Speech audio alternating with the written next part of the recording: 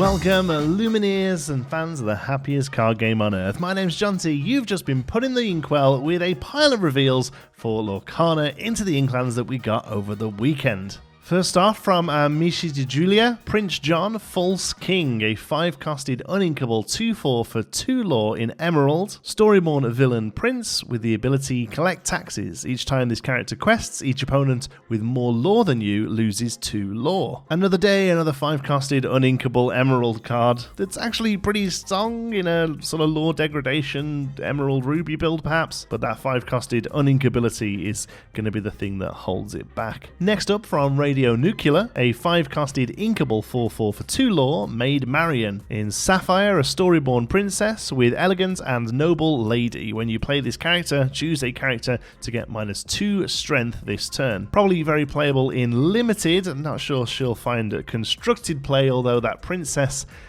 tag should never be ignored on a Sapphire card. German Instagrammer Jan Kronor got to show off a 4-costed uninkable 1/4 for 1 lore. Tinkerbell Generous Fairy in Amber, a storyborn ally fairy with Find New Friends. When you play this character, look at the top 4 cards of your deck. You may reveal 1 character card from it and put it into your hand, put the rest on the bottom of your deck in any order. It's kind of surprising to me that I'm seeing Be Our Guest on a character and not being particularly impressed. And once again, just like the Prince John, we saw that uninkability and slight overcost is going to be what holds Tink back. They have to be very careful printing 3-costed Tinkerbells because they're great targets for Giant Tink, of course. And Be Our Guest was a very playable card. This is basically that, but leaving a 1/4 behind. Could see play in a Mufasa roulette deck, but otherwise the cost of this one is going to hold it back from seeing much play, I feel. Next up, Italian Instagrammer Eskil Gioco got to show a 6-costed inkable 5/5 for 2 lore in Steel, HeiHei's Wrathful Ruler. Storyborn villain deity with Calling the Titans. You can exert this to ready your Titan characters. This rare card, first of all, the fact that HeiHei's Lord of the Underworld in Italian is just called Aid. Like the sort of guy you meet down the pub. Alright, Aid, busy day in the underworld. Oh yeah, wouldn't you believe it? But other than that, this kind of lives or dies on whether Titans are good enough. We've seen a couple so far, and they seem okay. I think 1 or 2 more that are a bit higher powered could be a thing. So far, they're all in Amethyst Steel, which is a couple of decent colours anyway, so all of the Titans, this, and then just other good stuff from the colours, some card draw of Amethyst, some board control of Steel, could be a deck. But at the minute, I can't really judge this one until we've really seen all of the Titans that we get to ready with this card's exertion. Next up, German Instagrammer Radio Nuclear got another reveal after Made Marian. This one, wow, this one did the rounds. This is a pretty crazy card. Good or not, we'll have a look in a moment, but it's crazy. It's a 10-costed, uninkable 9/9 for 3 lore Chernabog. Evil Doer in Amber, a storyborn villain with the power of evil. When you play this character, pay 1 less ink for every character card that's in your discard and summon the spirits. When you play this character, shuffle all character cards from your discard into your deck. Okay, so basically there's a 10 cost that you hopefully never pay 10 for. What it's saying is as many characters there are in your discard, this is 1 cheaper for each of them. So through the regular course of play, you may well be able to pay 5, 6 or 7 for this. You could really lean into the first ability there and play alongside Steel that has a lot of draw and discard stuff, a lot of filtering, and also something like a Whole New World, just to really fill your yard as quick as you can, fill that discard up with all sort of juicy stuff and get this out way earlier. Or you can try and cheat this out other ways using something like the Mickey Mouse trumpeter that we saw, or Mufasa roulette. Having said all of that, it's still just a big body that doesn't really do stuff the turn it comes out, and I think that's the downfall of this, really. Yes, it's shuffling stuff back into your discard, but that's a sort of, a side bonus of the card, really. It's still not a very impactful card, honestly, coming down a little bit earlier. It's still just a sort of vanilla body, really, once it hits the board, and I think that might be the reason it doesn't see as much play as I think everyone maybe first thought from just seeing how sort of wacky and crazy it is. There'll be some really janky decks that run this at League, and they'll be super fun, but I'm not sure it's that competitive. One thing that it does like, though, this is from another German Instagrammer, Elron77. This is a 1-costed inkable 2/1 for 1 lore, Chernabog's Minions, an Amethyst Storyborn ally with Restless Souls. Whenever this character quests, you may banish the character to draw a card. Wow-wee, this thing's awesome. I'm more excited about this one than I am about the 10-drop boss. I think this is quite playable. It comes down on 1, it quests. Next turn, it maybe quests again and then just goes away for a card draw. Or if they're playing a sort of rampy deck or an item-focused deck with still nothing on the board, this quests again. This quests until it can't quest anymore and then replaces itself. I actually think it's fantastic. I think this is an absolute limited bomb as well. I think you're going to take one of these every single time you see it. This is just really great value on a little card. I think it's going to be great in draft. Could even see constructed play. Maybe I'm going a bit too high on this one, but I think it's fantastic. Next up, originally shared in German by YouTuber Pixelvate. This is a 3-costed uninkable 3/2 for 1 lore, Kakamora, Menacing Sailor, a Ruby Storyborn pirate with Plunder. When you play this character, each opponent loses 1 lore. Common card that honestly will live or die on whether pirates see play, I think. I don't think you're playing this outside of a pirate deck. Lore degradation in Ruby is pretty common, and it's not an awful stat line, it's just uninkable. Really, you're going to want this to come down, gain rush from the Jolly Roger, and swing into something and lose some lore, and probably that's the end of it. Unless we see a Kakamora Floodborn. I think this only really sees play in a very aggressive pirate deck. Next up, from the Tintin Vorat podcast, a 4-costed inkable 3/4 for 2 lore, Chief Tui. Proud of Montanui, a Storyborn Mentor King at common rarity. Not much to say here really, a vanilla common, not a terrible stat line, but obviously much more impactful things you can be playing on this turn in this colour. Anything that's going up against a Shifted Giant Tink has to be pretty impressive, and sadly this one isn't. A few here from the official Lorcana Discord today then, a 6-costed inkable 4/5 for 2, Peter Pan, Floodborn Hero in Ruby, Shift 4 and Evasive. And your next, whenever you challenges a pirate character, this character takes no damage from the challenge.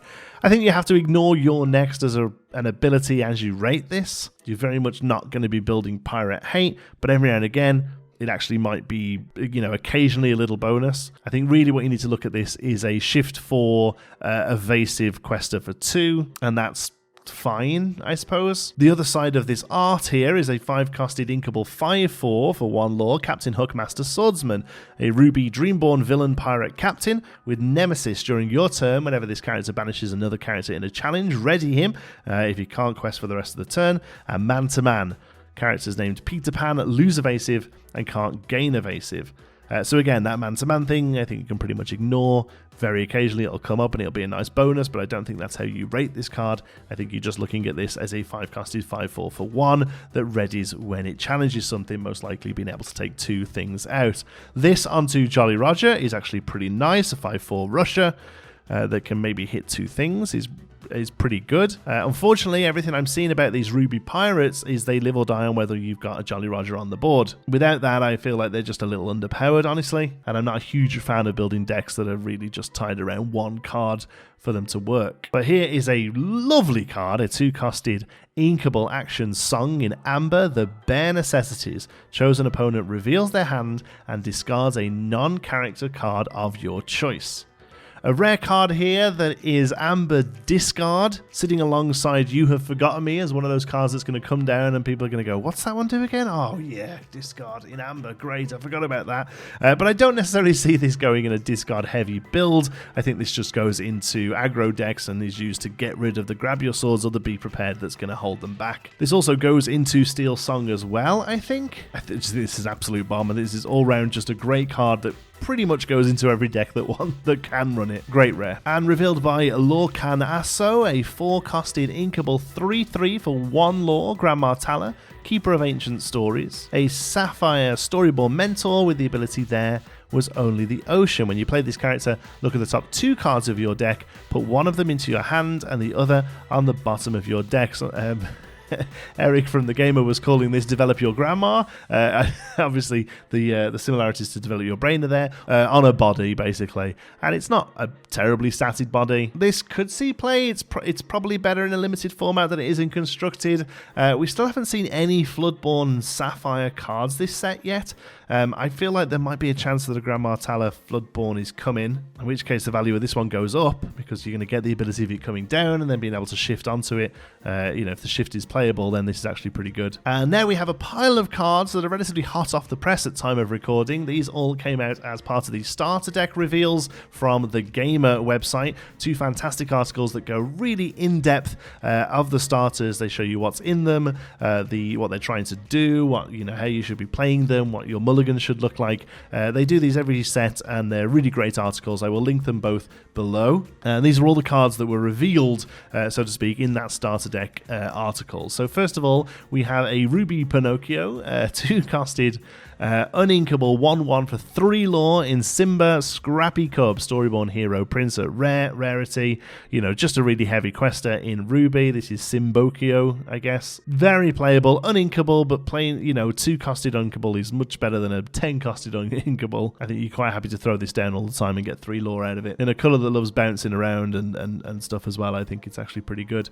A 3-costed inkable 3/4 for 1 lore, also in Ruby. Webby Vanderquack, Enthusiastic Duck, a Storyborn ally from Common Rarity. Nice to see Webby. Not much else to say about it though. This is a vanilla, nothing really to write home about. Another Ruby card, a 3-costed inkable item in Ruby, Maui's Fishhook. It's Maui time. If you have a character named Maui in play, you may use this item's shapeshift ability for free. We assume the for free bit means the discount of 2 ink. You're still going to have to exert it, so you can't use this multiple times. The ability in question, shapeshift, is exert and pay 2 to choose one. However, the chosen character gains evasive until the start of your next turn, or a chosen character gets +3 strength this turn. So evasive until the start of your next turn is great, we love to see it, and sometimes you might just want to hit big. Of course, those characters don't have to be Maui, but if it is Maui, it's basically 2 less ink to do it. I actually don't mind this, to be honest with you. The comparisons are there for something like Peter Pan's Shadow, that he's definitely seeing some play in Amethyst builds here and there. Whether or not this one completely replaces it, I'm not sure. Peter Pan's Shadow is very often exclusively there to give Maui evasive, and this is doing that. Granted, you're not getting the bonus of another evasive body being out, but even with more item destruction we're seeing with this set, items are, usually a bit more difficult to get rid of. Obviously, it's thematic alongside Maui, but honestly, the Rush Maui from set 1 is still the only one I'm really seeing get much play, and I don't really know if this is worth going in the deck just to hit him. I don't know. 4-costed uninkable 2/3 for 1 lore, Lucky the 15th puppy, a Storyborn puppy with Good as New. You can exert it to reveal the top 3 cards of your deck, put any character card with cost 2 or less into your hand, and the rest on the bottom in any order. And Puppy Love, whenever this character quests, if you have 4 or more other characters in play, your other characters get +1 lore this turn. A rare card that is basically a payoff for the puppy decks. Doesn't have to be puppies, of course, never actually mentions puppies anywhere, but the Dalmatian puppies are 2-cost. You're going to want to play a lot of them out there. Lucky is really good. Goes into a Stitch Rockstar deck. Lovely. Doesn't trigger Stitch himself, but just really helps you load back up again after you've played your hand out for Stitch, and that extra lore on each character once you've got a few things out can very possibly win you the game. 4-costed uninkable is the only thing that's really holding Lucky back here, but honestly, very strong abilities. It's kind of understandable that they're a little overcosted. So far, the top end of the Mimi puppy deck. A 5-costed inkable 3/6 for 2 lore in Nanny, Protective Sister, with Bodyguard in Amber, Storyborn Hero. This is very similar to Goofy Musketeer from set 1 with 1 more lore and loses the Musketeer synergy of removing damage.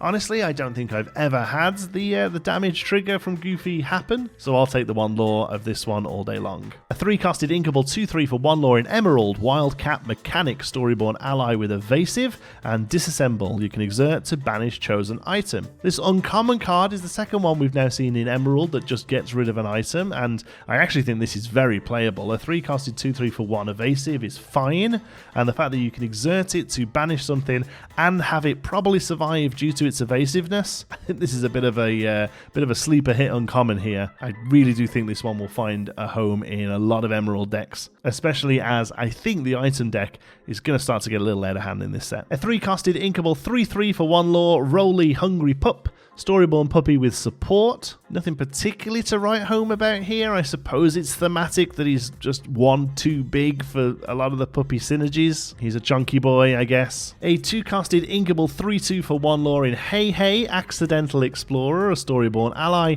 with mindless wandering. Once per turn, when this character moves to a location, each opponent loses 1 lore. Love the fact that we're having a HeiHei in every set. I love the fact that just one HeiHei a set. I think it's great. The art on this is incredible as well. Don't particularly rate the ability too high on this one.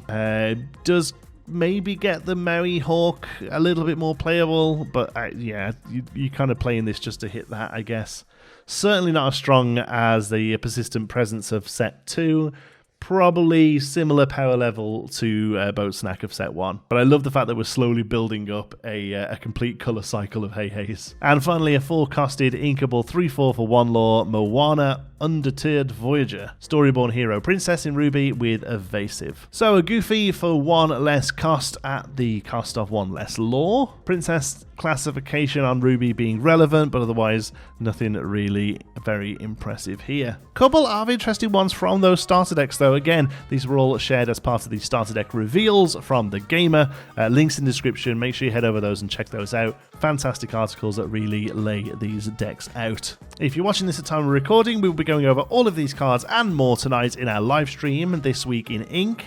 Myself and Brandon from B Squared do it every single Monday, and during reveal season we go over all of these cards in depth. We would love to see you there. There will be a link to that in the description as well. Thank you so much for watching. Until the next one, be good.